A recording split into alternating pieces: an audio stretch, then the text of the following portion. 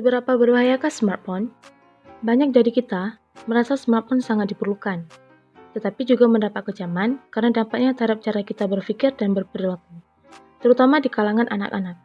Dua investor terbesar di Apple mendesak pembuat iPhone untuk mengambil tindakan terhadap kecanduan smartphone di kalangan anak-anak, atas kekhawatiran yang berkembang tentang efek negatif dari teknologi. Sebuah surat terbuka kepada Apple pada 6 Januari 2018 dari JNNA, partner yang berbasis di New York, dan Sistem Pensiun Guru Negara bagian California, menyatakan bahwa perusahaan harus berbuat lebih banyak untuk membantu anak-anak melawan kecanduan smartphone. Kedua pemegang saham ini bersama-sama mengendalikan sekitar 2 miliar saham Apple. Surat investor mendesak Apple untuk menawarkan alat untuk mencegah kecanduan smartphone dan memberikan lebih banyak pilihan orang tua untuk memantau penggunaan smartphone anak-anak. Sistem operasi iOS untuk smartphone dan tablet Apple sudah memiliki kontrol orang tua terbatas untuk membatasi aplikasi, fitur seperti berbagi lokasi, dan akses ke jenis konten tertentu. Para investor merasa Apple perlu berbuat lebih banyak, misalnya memungkinkan orang tua untuk menentukan usia pengguna telepon selama penyiapan, menetapkan batas waktu layar, memilih jam hari telepon yang dapat digunakan, dan memblokir layanan media sosial. Rata-rata remaja Amerika yang menggunakan telepon pintar mereka menerima telepon pertamanya pada usia 10 tahun dan menghabiskan lebih dari 4,5 jam sehari untuk itu. 78% remaja memeriksa ponsel mereka setidaknya setiap jam dan 50% melaporkan mereka kecanduan pada ponsel mereka.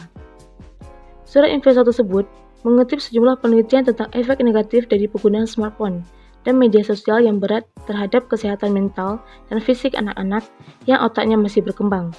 Ini berkisar dari gangguan di kelas hingga risiko bunuh diri dan depresi yang lebih tinggi. Nicholas Carr yang telah mempelajari dampak teknologi pada bisnis dan budaya berbagi keprihatinan ini. Dia sangat kritis terhadap efek pada kognisi dan efek kognitif. Ini meluas ke penggunaan smartphone. Carr khawatir bahwa pengguna perangkat bergerak yang lebih akan mengurangi kapasitas konsentrasi dan kontemplasi. Cara menyadari bahwa smartphone menyediakan banyak fungsi yang berguna dalam bentuk yang sangat praktis. Namun kegunaan yang luar biasa ini memberikan mereka terlalu banyak pengaruh pada perhatian, pemikiran, dan perilaku kita. Smartphone membentuk pikiran kita dengan cara yang dalam dan rumit, dan efeknya tetap ada bahkan saat kita tidak menggunakannya. Penelitian menunjukkan bahwa kecerdasan melemah ketika otak tumbuh bergantung pada teknologi. Saya menunjuk pada karya Adrian Ward, seorang psikolog kognitif dan profesor pemasaran di University of Texas di Austin, yang selama 1 dekade telah mempelajari bagaimana smartphone dan internet memengaruhi pemikiran dan penilaian orang.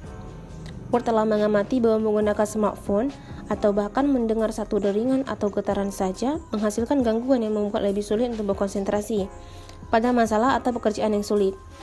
Perhatian yang terbagi menghambat kinerja. Ser juga mengamati bahwa menggunakan smartphone akan ekstensif dapat merusak keterampilan dan hubungan sosial. Terhubung dengan teman-teman yang elektronik melalui smartphone bukanlah pengganti hubungan orang ke orang yang sesungguhnya dan percakapan tatap muka.